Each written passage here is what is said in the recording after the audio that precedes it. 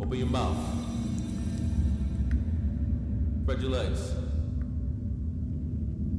Clear. Let's go.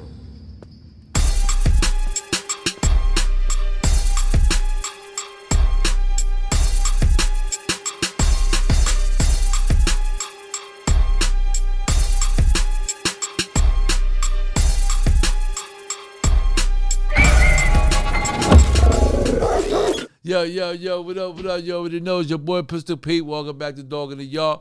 Today we got Ruben Wills in the building, ran for city council, 2010, 2011, 13 re-elected, 2017 was convicted, multiple felony charges, and with that being said, let's get right to it. You already know, your boy Pistol Pete, Dog in the Yard.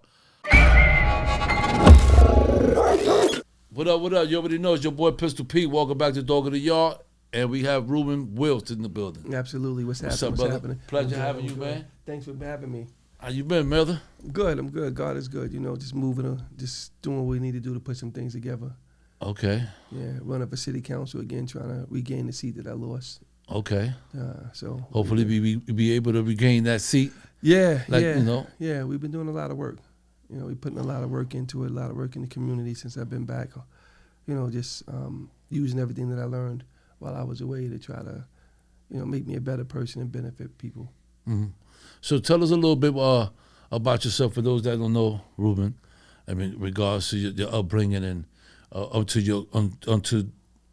the situation you got your, you know, whatever happened in the situation that you want to be incarcerated. Yeah, so a little bit about your background, where you from, you know, your upbringing. All right, well, I'm from, I know you think the Bronx is the greatest, but I'm from South Jamaica, Queens, right? So, all right, I mean, okay. You know, shout out to Queens. Yeah, shout out to Queens, and especially shout out to Southeast Queens, big Queens. I'm from 40 Projects, grew up regular guy, lived in St. Albans for a while.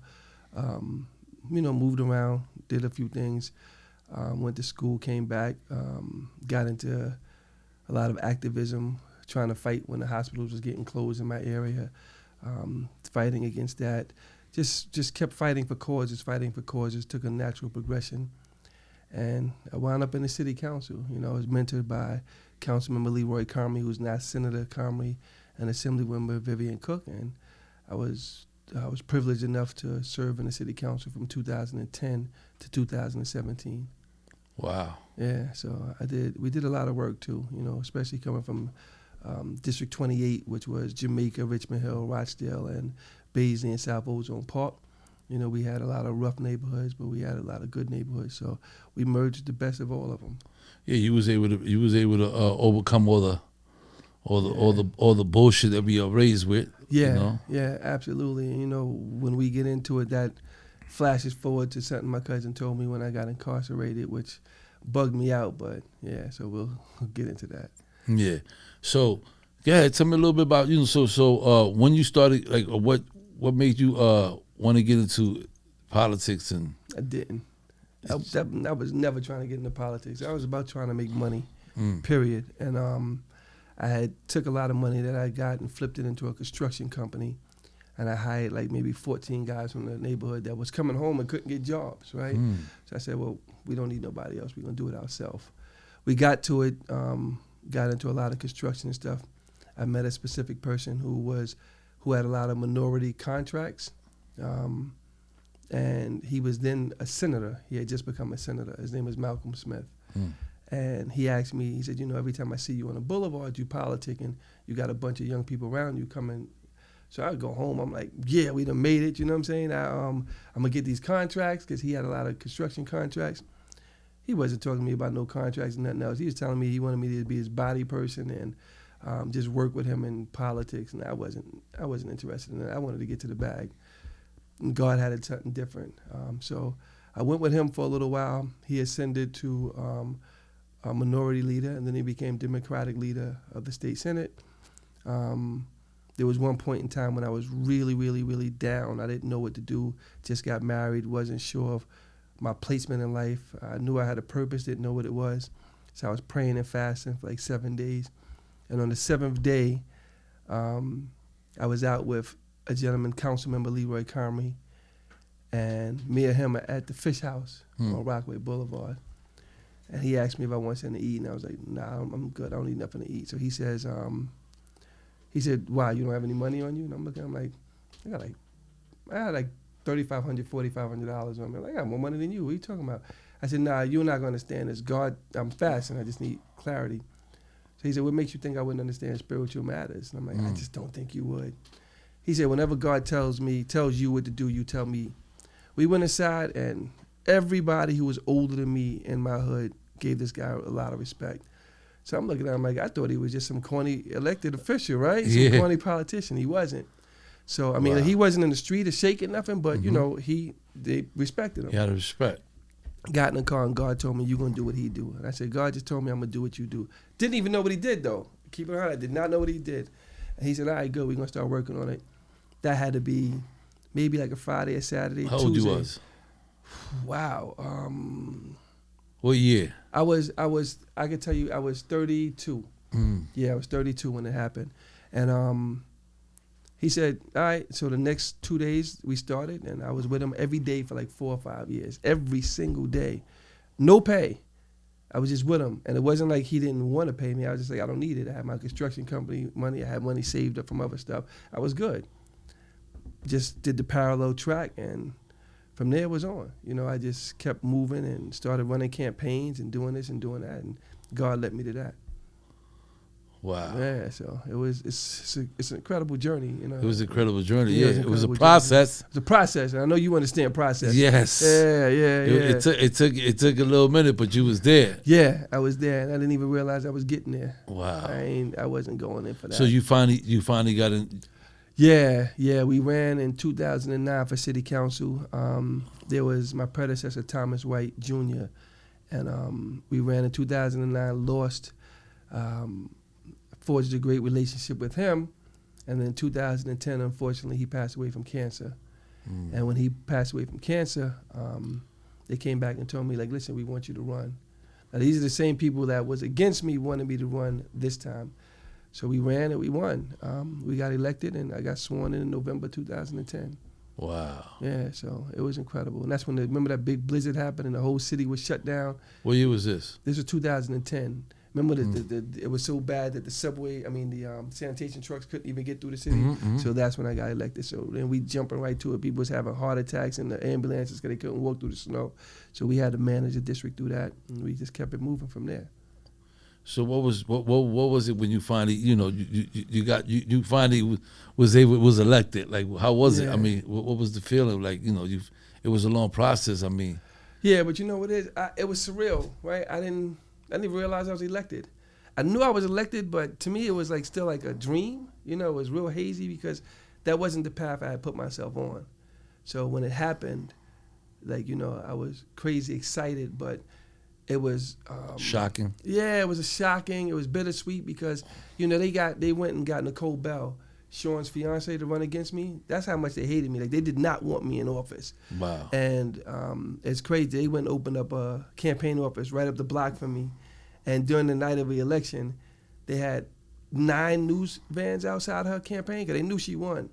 And when they announced that I won, none of the news vans came down to the office. Nobody called us and congratulated us. We just went to a local restaurant, Sangria, and just had some food and ate, and then that was it. So it was kind of anticlimactic. And then we just got busy. We just started getting to work. Yeah, what was the first things that you started getting into as far as work mode?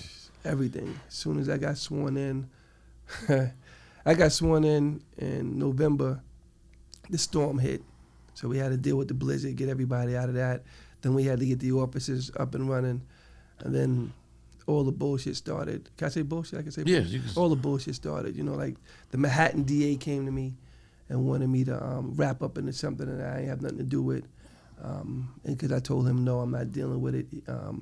He was telling me, we're going to remember you not wanting to cooperate. And I'm like, I don't care about what you feel. You know what I'm saying? Like, and it was real nonsense. We got, it was crazy. Which started So a lot of pressure. Pressure. Yeah, it was a lot of pressure, but it was unnecessary, like, right? Because you want me now to start dealing with stuff that other people had done. I got nothing to do with that. You know what I'm saying?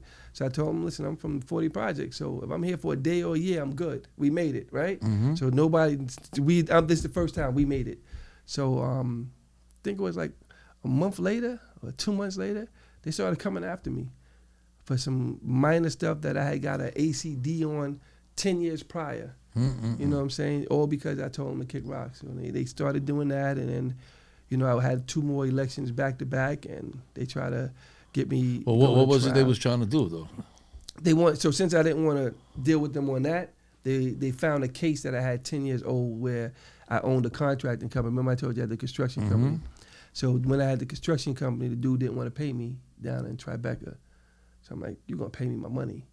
So I went back in and took my stuff out. I didn't know, you know, I'm thinking, you didn't take possession of the property yet. You ain't pay me for the stuff. I got the receipts. So I'm thinking it's legal. You coming back and pick up your I'm stuff. just going to take my stuff back. Facts. This dude runs and tries to play super tough. He's on the phone with this guy who was my business manager. And I was like, well, I mean, you know, I could just meet you in Jersey. I got your address. And then, oh, you're threatening me? Next thing I know, I had to turn myself in down to the DA in Manhattan. He was saying all kinds of stuff. So, you know, we took an ACD, acquittal, contemplating dismissal. 6 months to get dismissed, pay $2,500. Done, right? Wasn't no big deal. Didn't have a record. I was chalked it up. I didn't go to school for business, so I just chalked that up to me being hot off, you know, and then no big deal. Paid the $2,500. Business manager never paid the money. But I had been moving with elected officials, going to the DAs, checking my record and stuff like that. It was never on there. The city council did an exhaustive background search on me to make sure that I could take office. I was fit and worthy for office. Didn't find anything. But these dudes had it in their pocket. So when they came to me and I told them I wasn't going to help them, they pulled it out. And now they were just saving it. They were saving it. So then they tried to put it on display. I was on the front page of all the newspapers, you know, like front page of the Daily News and all this. I'm like, yo, this was something 10 years ago. How I become public enemy number one? You know what I'm saying? So the DA was trying to get his rocks off. I'm going to get this elected official, blah, blah, blah. You know, basically what he was trying to do, he's like, I'm going to come after this nigga in Southside and I'm going to get him up out of here. So yeah, that's basically what it was. That's basically what it was. He wanted a nigga name for himself. So, you know, my election was happening. I had some lawyers that smoked it, and it was like, told the judge, this was electioneering. You can't try to do this while he got an election going on. So the judge was like, you right. And then after that, they dismissed it. I mean, they didn't dismiss it. I had to cop out to a misdemeanor afterwards, yeah. But it shouldn't even have went that far. Right now, I'm getting ready to get that overturned, too. That conviction, well, not overturned, that conviction is getting vacated. Vacated, yeah. Yeah, because the statute of limitations was going, number one. Number two, it was ACD, and you shouldn't even have came after me. But he was trying to say... Yeah, he shouldn't have came after you anyway. Like right, but he was trying to say it was bail jumping, so it could be an active felony. Because he wanted me to get convicted for felony, be removed from office. That was his whole thing. Yeah, the whole goal was just to get you out of office. That's all it was. The whole goal was to get me out of office and make some names. And from then, I wasn't smart enough to peep and just say, hey, let me just leave this stuff alone. Let me go back to private money. You know what I'm saying? I just stayed in it because I wanted to do the help I wanted to do. So were you able to put in any kind of work and be able to do anything? Oh, yeah, we got busy. Like, you know, I passed the synthetic marijuana legislation. I passed a lot of legislation dealing with homeowners. I'm the one that passed the legislation that made people were able to vote on Rikers Island. Like, you know, they wasn't letting people vote on Rikers Island before me. I passed that legislation. I started the foreclosure work in New York State where we took money and was able to make sure that we help people negotiate their mortgages so they could stay in their houses. We did a lot of work, man. Wow, that's pretty cool. Yeah, I mean, I was the largest. So I guess that's what they wanted you to do. Yeah, you know, that's what it was. That's you exactly came for the project, Queens. Yeah, now you can relate to us. Yeah. This guy's dangerous. And that's what it was, because I can relate to That's people. just basically what it is. That's exactly what it was. So, you know. We're in a different time and era now, though. Yeah, but they still do the same thing. You know what I'm saying? They still doing the same thing. You know, it's like, it's a trick bag, right? So we got the same people in the Democratic Party who they want to keep spending us. Oh, look at Trump. Trump is evil. Trump is this. Trump is that. Yeah. But you are the reason for Trump. You know what I'm saying? Like, if y'all didn't play that game with Biden, y'all knew he was on mental decline, and y'all knew Kamala wasn't going to win, but y'all played that, and so now y'all want to blame everything on him when y'all did it. Y'all the one that put it. Yeah, right. You spun people with the bullshit, and now you got to stand up and take accountability. We messed this up. Now we can do this. So people don't want to keep hearing that and fighting everything. Trump is a boogeyman for everything. It don't work like that. There's a lot of things that y'all did that wasn't right, and that's what happened now. Yeah, it escalated to that. Yeah, it escalated to that. So, I mean, you know, but I mean, God got a plan for everything. And most of the time, it's people in the church yelling about, oh, we're going to die, the sky's going to fall. I'm like, if that's the case, and that's what God wills, right? You believe in God all the time. Now how you gonna be mad if God put that man? God If allowed he that man decides to to be come there. How you tomorrow. mad? Right. That's like me. How I'm gonna be mad? God allowed me to go to prison because of a plan for my life. I was bitter in the beginning, but once I came back to myself and I was like, wait a minute, God is in control of all this. We got free will, but He's in control of all. I'm gonna be mad. You can't be mad no more. You can't do both. You can't say one thing and two things at And the be same. mad. You ain't gonna get blessed like that anyway. Can't do it. You understand what I'm saying? Can't do it. Right. So that's what happened. So what year they finally, you got arrested and they said that you actually, did something wrong and Yeah, so that was the Manhattan DA. And then Eric Schneiderman was a state attorney general. okay. So the woman I worked for, he wanted to go after her. And in that time that he was going after her, we found out that he had did something to a woman, a couple of women. He knew we knew. So then he said, well, let me just discredit this guy, so I'm going to go after him. So they said, yo, he stole money from his not-for-profit. He brought Louis Vuitton bags. He took money from campaign finance. He did all of this. He made me out to be like I was some super criminal, and it was $32,000 we was talking about, right? And I'm like, $32,000, I got neckties worth $32,000. Like not, but this is what I did. I had suits and stuff, right? So he wanted me to cop out. You know how they do it. Everything is a felony. Everything is a crime. So they gave me 26 or 28 felonies. And then I went and cop out. And he was like, well, if you don't cop out, we're going to put 6 more on you in Manhattan. So they put the 6 on me in Manhattan. I still wouldn't cop out. They kept trying to get my lawyers dismissed from the case. Because, every time you get a new lawyer, you got to put another $75,000, $50,000 out. So they kept trying to do that to try to bankrupt me. That didn't work. I was like, we're going to go to trial on this. So they said, listen, don't go to trial. We'll give you 6 months and a misdemeanor, global misdemeanor, settle everything. All you got to do is resign and say you did it. It's not going to happen. Then they was like, well, we won't give you no time. Just a misdemeanor. You can go about your life. It's not a felony. Just say you did it. I was like, I'm not doing that. I didn't steal the money. I'm not doing that. So we ready to go. We get into court. We ready to rock. My attorneys is killing them. They had 17 witnesses. One witness said they could say that I used my card, but none of the other witnesses could say anything. We were killing them. Then it was but my time to put my defense on. All of a sudden, the judge starts two-stepping and wouldn't let me have witnesses.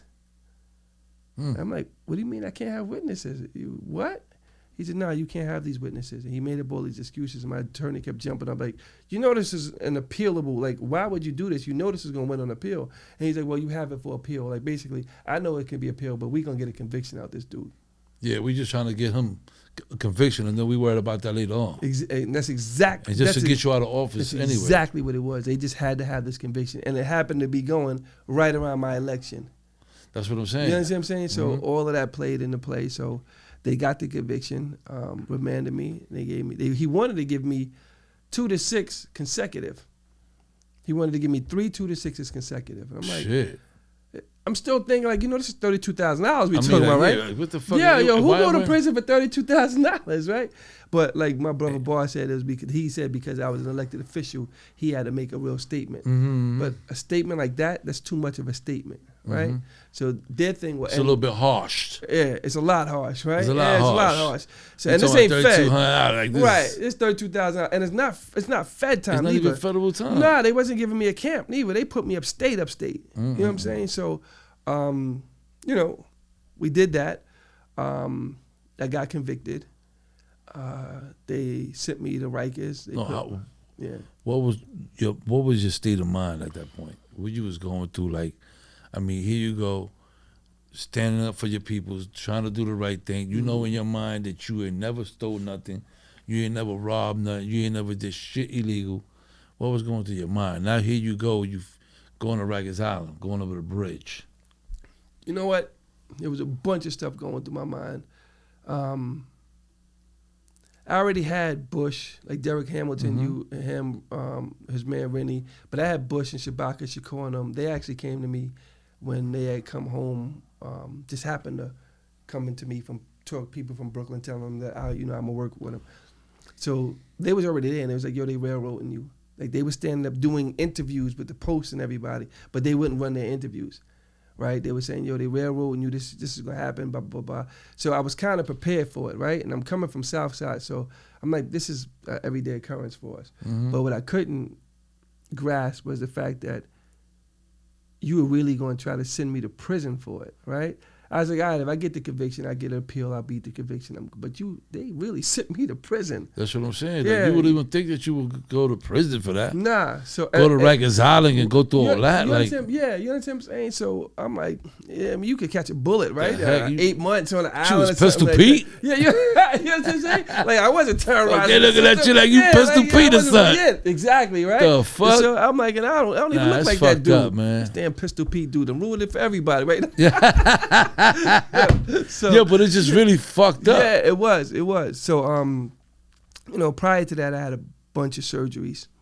So, I had a real medical condition, and the Throughout judge- this whole situation. yeah, throughout the whole situation, yeah. Tough time. So, and I just want to put on, like, the indictment happened in 2014, right?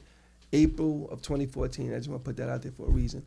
So we go in, the judge tells them, yo, this is my commitment order. Take them straight to NICU, right?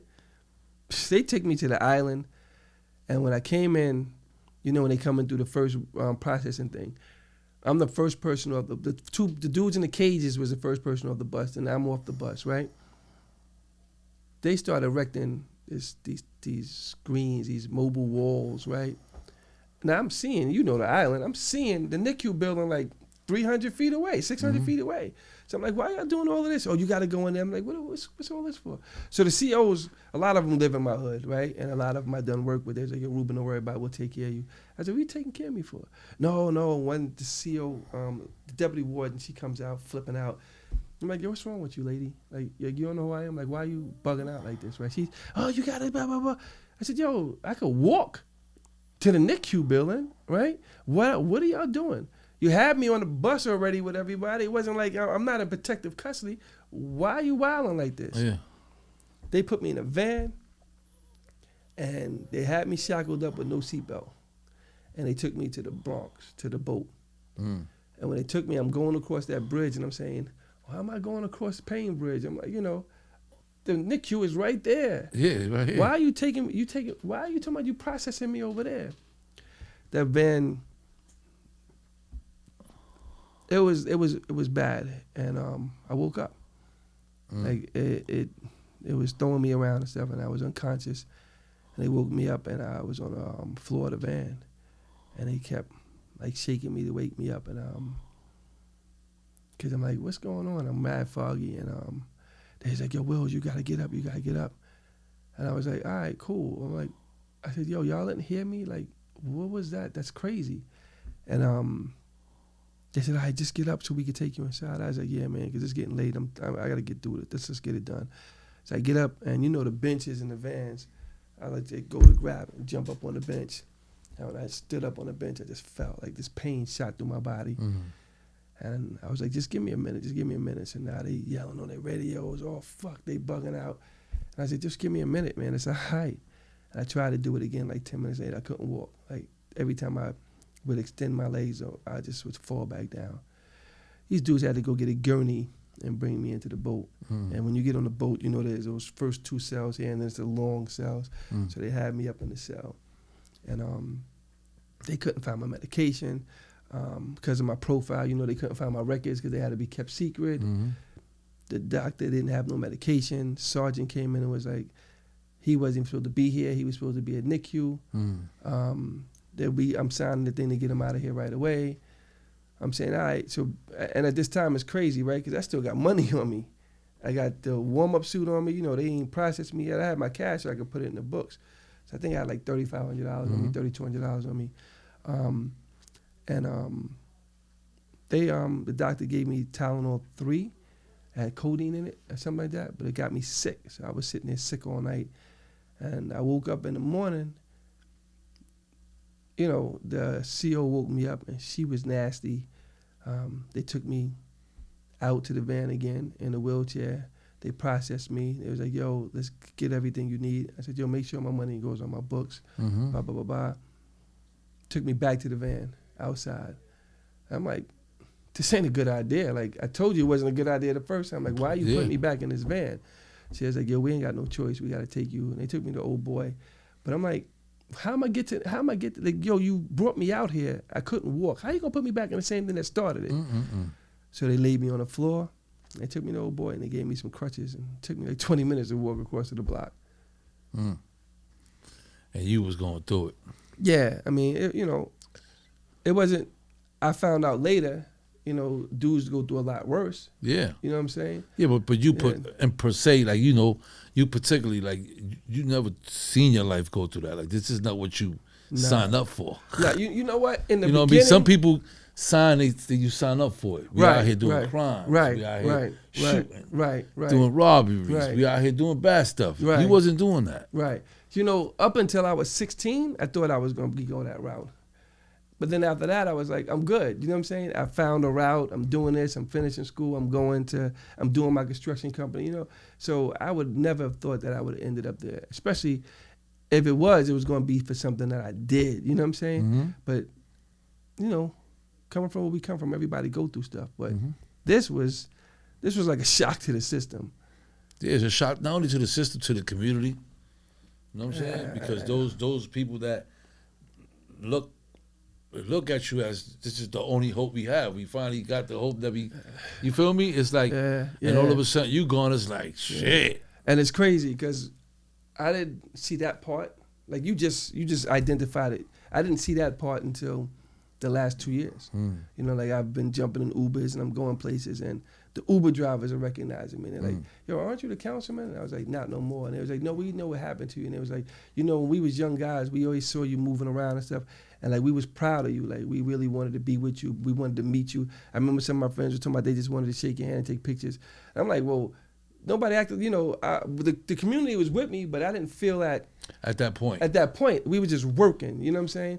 But I didn't know that people really looked up to me and all that stuff like that. Yeah, of course. You have people, you're going to have people that's going to say, fuck you, but you're also going to have people that's going to be like, that councilman, right, he's doing his thing. He making a statement. Yeah. And not only that, you're making a statement, period, from the beginning because of where you come from. Yeah. And that's you feel me? That's like a big DA. part. Like for us, individuals that don't have education, people that just out there lost, for you to just move like that is something to it's something to look forward. You're like, shit, he did that. Look at him. He come from here, from the projects. Yeah. Look what he's doing. You know what I'm saying? It's just a push for the youth, for those that come after you. Yeah. You feel me? And that's why I said that statement to the DA when I told you the first part of the story. I was like, I done made it from the projects, bro. One day a year, you can't take that from me, and then dude that's coming behind me is gonna be even better. So I was like, go do your worst, and they did their worst. That's what started all that BS. Yeah, that's what started the whole bullshit. Yeah, so they finally did that in 2017. I got remanded, went upstate. I was in the wheelchair for 8 months, and then they was like bouncing me around. So Eric Schneiderman was the attorney general at that point in time, and in 2017 and 2018. That's when he had to fall, when he had to resign because they had found out he had did all that stuff to the women. So I'm like, bingo, we got action. You know what I'm saying? Now we got public corroboration for it. I'm going home, right? 'Cause I can show you all the this guy was fucking up the whole time. Right. And I can show you this, like I had. He was no good. No good. Nah. I did another year, came home on work release.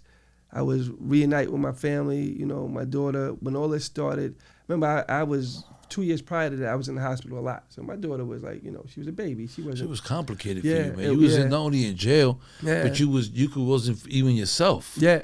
You in a wheelchair, you know? I guess I wasn't myself. You're right. You know what? I didn't even think about it because as you moving, you just adapting. No, right? you adapt, of course, but you're not even yourself. That's not who you are. Nah. I mean, that's not who you were yesterday. Right. You feel me? You're 100% right. You're right. Shit, it's crazy, man. She was have been like, very stressful, very, very, for you to be here today and like, and want to run for it and want to go again and create these changes and is amazing. It's something to look for. We look at you like, wow. You know what I'm saying? He's going back for it. God ain't give me enough common sense not to do it. Listen, I don't know man. no better. All I know is my purpose is to help. But you never did nothing wrong. So you're clear. You're clear. Your conscience is clear. Yeah. You feel me? Like you could do that. You know what I'm saying? When you've been proved that you was innocent the whole time. Yeah. You feel me? It's like you was never supposed to have been in that situation. What? Yeah. And you know what's crazy? So they say lightning doesn't strike twice in the same place. So I come home on work release, A brief stint. I'm getting ready to go on parole, right? Getting ready to go on merit parole. Getting ready to go 7-0 from work release. I got beef with the deputy warden that's in there over some other stuff. I'm helping people. They're not giving people jobs like they're supposed to. So, my pen game was crazy. Like, I was upstate, I was getting people home. And they came out with the new urinalysis machines in 2019. And I'm the second person in the state that they test for urine, and it comes up dirty. Shit. Right? So they telling me that now everybody else is coming up for Chalita, for this, for that, for that. I'm like, I don't even know what Chalita, what the fuck, what is Chalita, right? So the guy is telling me, he said, nah, you ain't do that. I said, how you know? He said, because that's our people drug. And I was like, all right, so what is it? So he was telling me what it is, what it looked like. I said, I remember that when I was upstate. I saw it. But I didn't, I don't fuck with drugs. So that's what came up it came up like what 3 is drugs. It's what they give you. It's the drug they give you to take you off of pills. Like if you're on oxycodone and stuff like that, if you're on heroin, they give you methadone. Right. So this is for like the oxy and the other pills like that. Okay, They give you that. And it usually comes in like a little, Lysol strips you put on your tongue? Mm-hmm. It usually comes looking like that, right? So dudes take it to get high. And Wow. it costs, it's a lot of money in prison. So they said I was guilty of that. They said I had something else in my system. And I'm like, yo, you're bugging. I don't take drugs at all. So they was like, well, we're going to put you through the temporary release committee, and they find you guilty, you're going back upstate. So I'm saying, no problem, man. I got enough connections with people. I'm going to call, and they're going to get this straight.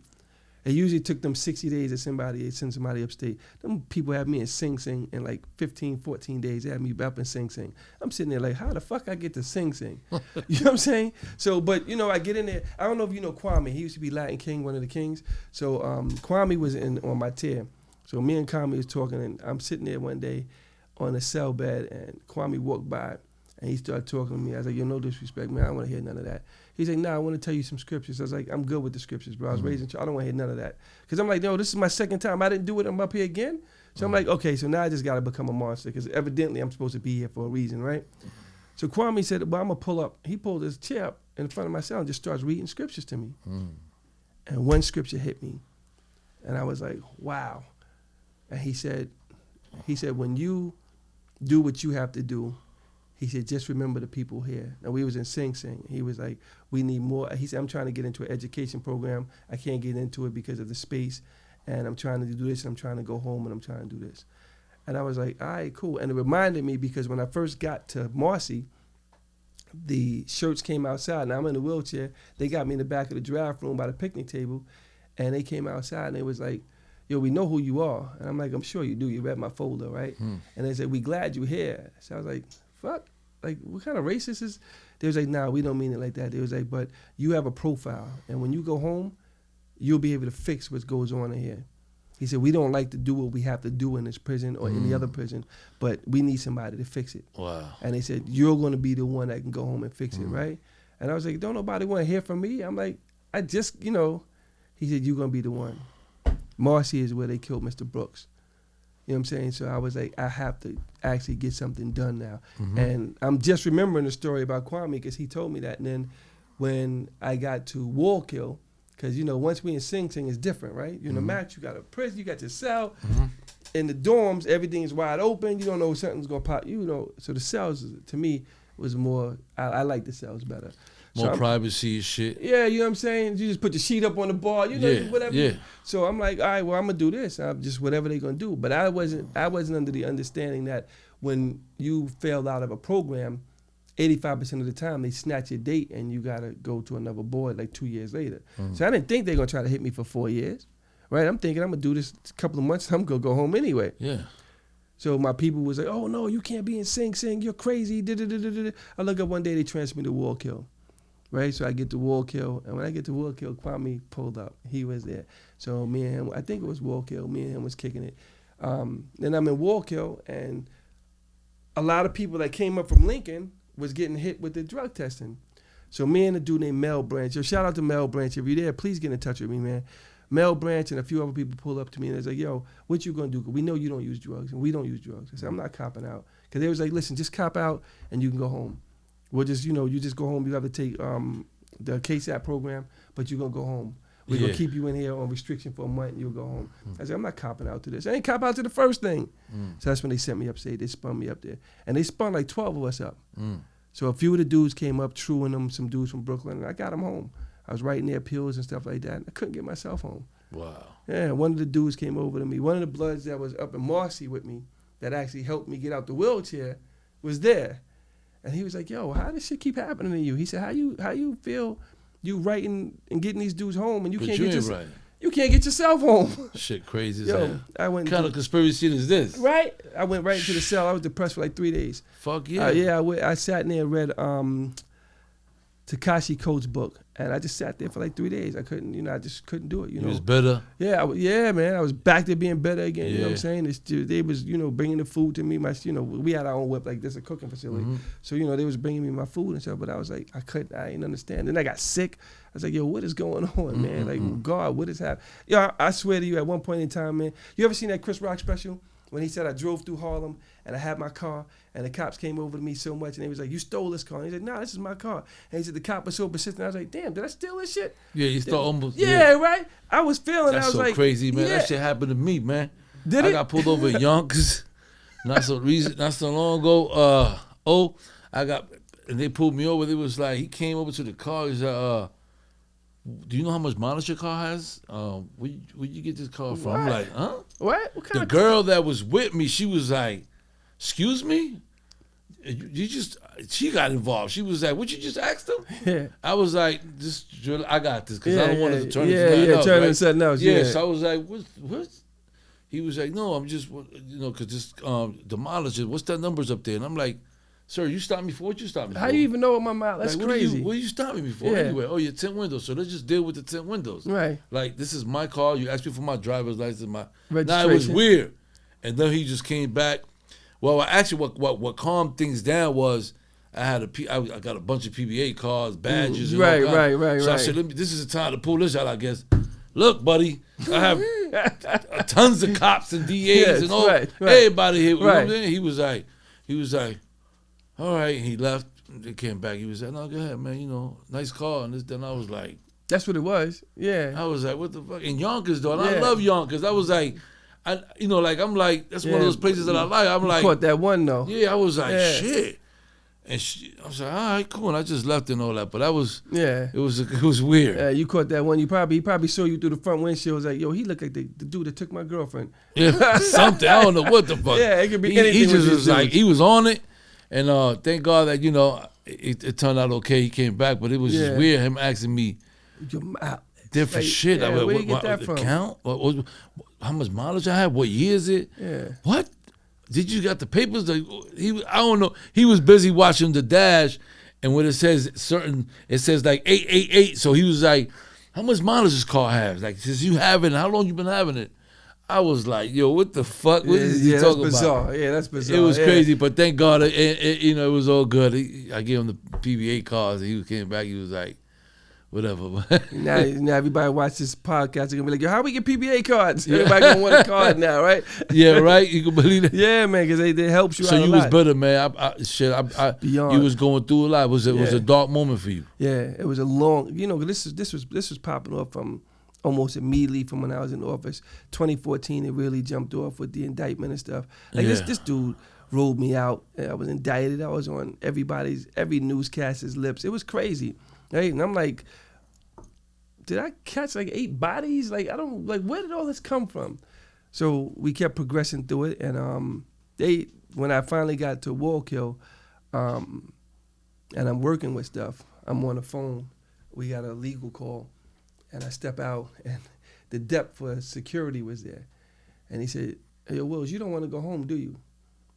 I said, "What are you talking about? Of course I want to go home. I'm like, I got a date soon, right? A parole date."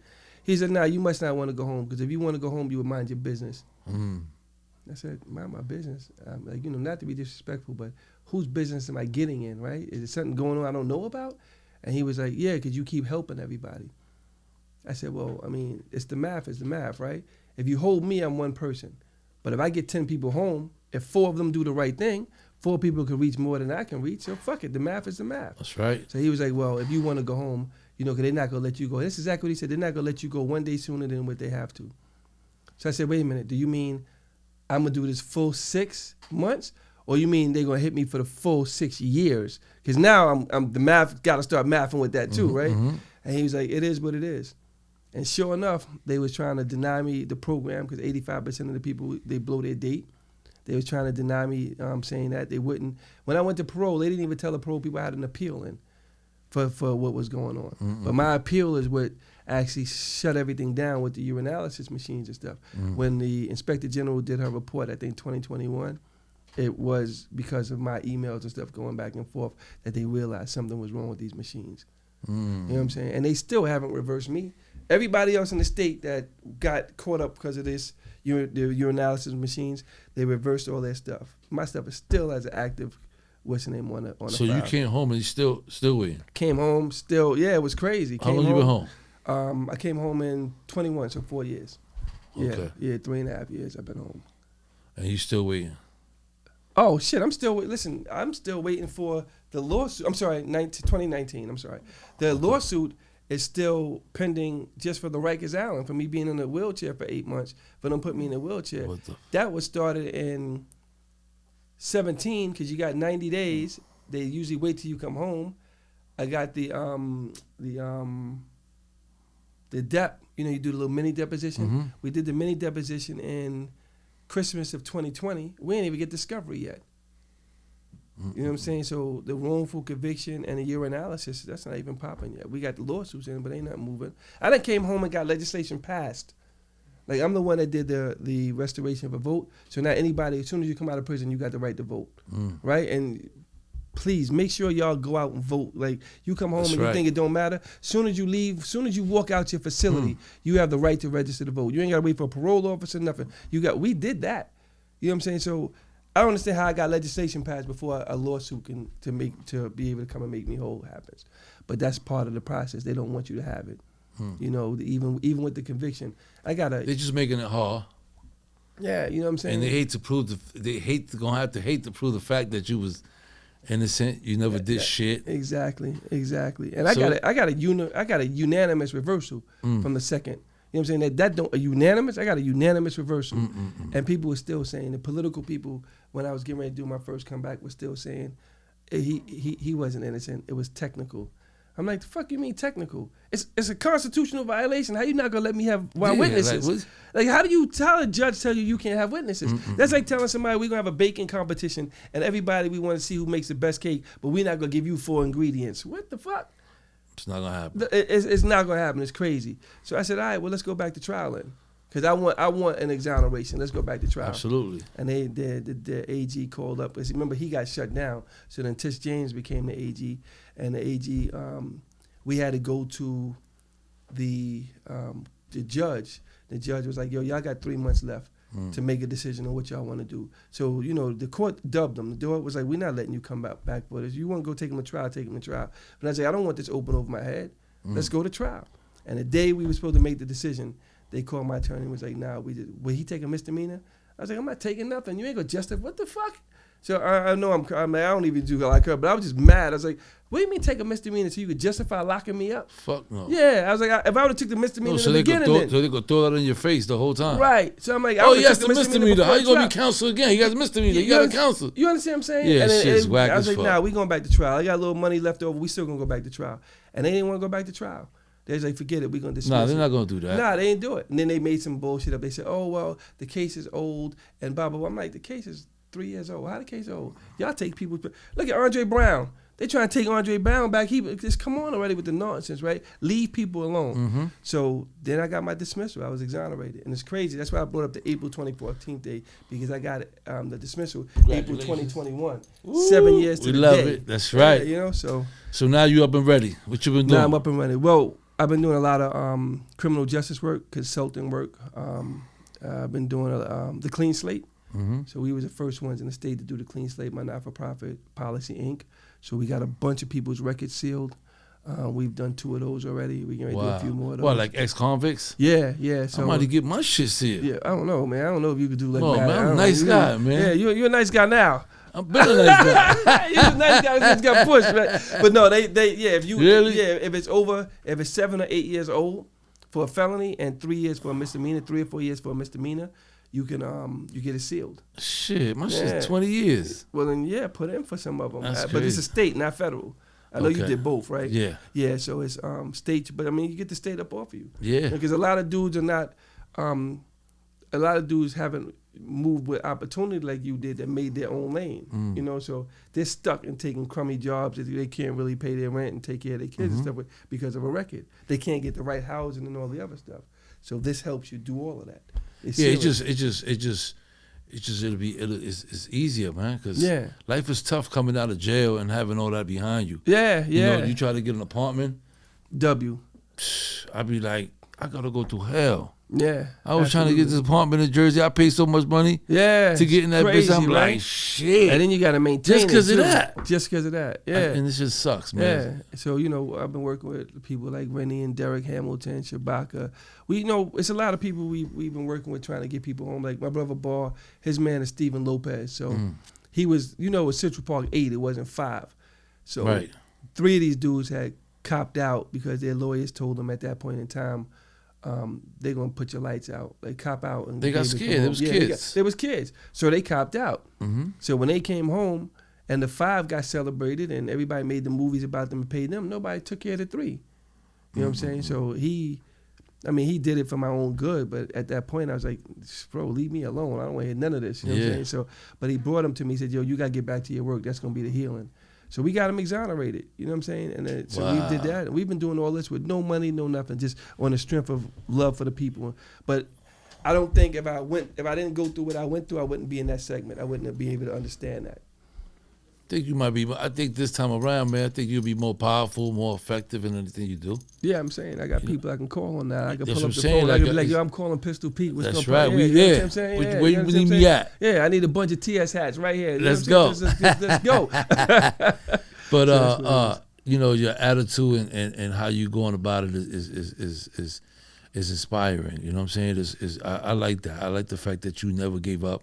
You know what I'm saying? Because that's just because you come from where we all come from. Yeah. You know what I'm saying? So it's always good to see a brother, you know what I mean, that's not giving up from with all the bullshit and everything against them and everything they try to put against you and all the bullshit that you've been through. Yeah. You know what I'm saying? Because you've been through some shit, not only in jail, period, but you was physically fucked up. You know what I'm saying? You wasn't right. Yeah. You know what I'm saying? So all that shit is tough, man, being in jail in those conditions. Yeah. And not you losing your faith and able to come back home. Yeah. You know, and be home 3 years and a half, and you running for council again. Yeah. Yeah. You know what I'm saying? We with you this time. Yeah. Just let me say, let's go. You know what I mean? Anything Let's you need go. from us, man, we got you. The platform is here. Yeah. This is your platform. This is created for us ex-convicts, for those that never had a voice. You know what I'm saying? You're more than welcome to come back up here. You know what I'm saying? And we love it, man. We love everything you do, man. And Let me tell you, thank you for doing this podcast. This platform is important. There's a lot of guys out here that are really, really, and young ladies too, that are out here that are really, really, really trying to get busy and do the right thing. You know, like we got guys that like Ray Waterman that he came home and started the first not-for-profit food trucks. Like we got a lot of people doing a lot of great things. a lot of great things. What's boy? That I have to say is a lot of good brothers out there and sisters that came home. They are doing an amazing jobs out there, man. Yeah, what's the guy's name? He was up in Wallkill. He came home and had a string of optometry shops. Wow. You know what I'm saying? He sold them, got the bag, and I asked him one day, I was like, listen, we need to hire some more people. A lot of people coming from Wallkill that have the skills stuff. Like he was like, yo, you want me to start it again? Let's say the word. Like we got people that's ready to push the button. Yeah, push the button. You know what I'm Yeah. saying? And I think that we should be able to create our own generational wealth behind this. Facts. You know what I'm saying? We just got to put into it. But I think this platform is incredibly important for it because it doesn't promote the regular nonsense. It doesn't. It promotes the right stuff. Yes, that's what it was created for. It was created to show the youth and the world, the young brothers out there, sisters, that it is hope. Absolutely. You know what I'm saying? It is hope, and and you can actually have a change. You could change, brothers. Like bro, it's believe me, man. People thought Pete, nah, never. Right. You know what I'm saying? Like it's always a transition. Yeah. You know what I'm saying? Yeah, but you made a conscious effort to make that transition. Facts. Yeah. You got to be real with yourself. Most importantly, I tell other young brothers and sisters, you got to be real to yourself. You can't Right. fake the funk and think Right. you're gonna do this and do that. You Right. can't have that. Right. You know what I'm saying? Right. You got to be able to stick to what you want to do. Yeah. You know what I'm And, saying? and you know what I was looking at with you is like, people will say, well, you know, he's certified already, he's stamped, so it's easier for him to make the transition. But it's really not, because once you get certified, once you are stamped, once people see that you 10 toes, the system don't want people like you to make it. No. Because the system hates people like that. You know what I'm Yes. saying? So, and I found that. I see there's a lot of hate towards me, and I'm like, yo, I try to do the right thing. You know what I'm saying? But the fact that I came home and overcame, people hate me for that. Mm-hmm. You know, so I'm like, I know, but I think people need to realize that it wasn't easy for you. You understand what I'm saying? I think people just see, yo, I'm running around with the TS chains on, and you know what I'm saying? I'm shining, and I got the podcast, I'm in front of a bunch of eyes and stuff. They don't see that you had to really go through it, because I know there's a lot of times you was tested. I ain't have to be with you. Of course. I know you was tested, and you wanted to go back to you. You know what I'm saying? Of course. So people don't understand. Of that. course. I appreciate that. mean, we human. Yeah. You know, for us to say that, you know, I never said I'm gonna beat you up right. later on right. in life and shit, Right. then I'm lying. What? I'll pound you out, man. Right. You know, you know, I ain't cutting you or nothing like that. Right, but you know, if we don't have a fight or something, like I'm still a man. Right. You know, but you know, it was definitely a tough transition. You know what I'm saying? Well, I appreciate it. Now I thank God for you and others just like you that made that transition. Yeah, Really appreciate means a you lot. too, man, because you someone that we could look. I when I see brothers like you, it's like we could all do what we could do. You could come from wherever you come from, Yeah. and be whoever you want to be. Yeah, You feel me? Absolutely. Regardless of what's around you. that's right. Yep. You know what I'm saying? Absolutely. I wear T-shirts now that says "Dog in the Yard," and in the back it says "Gangsters Change Too." There we go. And I wear it on Rikers Island. It's crazy. I go to Rikers Island, to the worst jail, to the Beacon, Mm-hmm. to the worst units. Right. They only gave me the job only in one condition. You take the worst spots. Yes. Yeah, they told me the same thing. Yeah. Word, you got to just take the Yeah. worst spots. We need you at the Beacon. Right. We need you here. Right. And ever since, it's been a blessing. Right.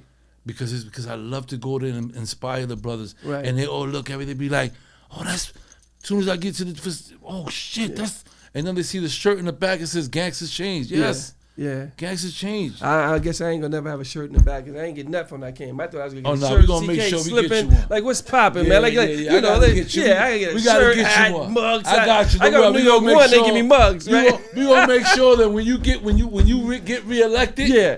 that you had that Dog in the Yard mug shot in at that table. You see what I'm saying? You bullshit, but I'm dead serious. No, I I'm dead serious I too. will wear it. Yeah. No, I will. I wear it. promise believe you. in wearing our It's one people's thing stuff. about me. You know, real jail guys. You know, we all we have is our word. That's it. You know what I'm That's saying? absolutely, So yeah. I still Live move and die by I it. still move the same way. I'm about firm. I'm with the word. If I promise you something, this is what it is. If I tell you something, and as well as I want to also share with you and tell you, if you need the platform, like I told you, this platform is here for us. If you need it for what you're doing now, to re-elect, and you need a commercial, you come up and you do a commercial for it, you could give it to CK. We're going to put it on our podcast, and we're going to have it run. That's cool. And we ain't That's going to dope. take it down, Yeah. and there's no charge. You my brother, and this is the way we're supposed to do it. I appreciate that. I'm All going right? to tell Julio. Yeah, so all you got to do the commercial, Yeah. official commercial, Yeah. give it to CK, Yeah. and we're going to put that right up on our... CK, don't act like you ain't answering my call when I do that, all right?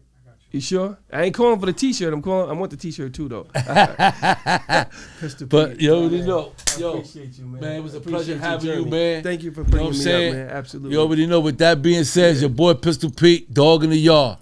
Look out for my brother, man. Yeah, Ruben Wills. All right, let's get You it. already know. Running for council. Let's get it. Absolutely. What up, what up? You already know it's your boy Pistol Pete. Welcome back to Dog in the Yard. First and foremost, I want to thank Ruben Wills for coming through. Keep doing your thing, my brother. And like you said, the comeback is greater than the setback. And with that being said, it's your boy Pistol Pete, Dog in the Yard.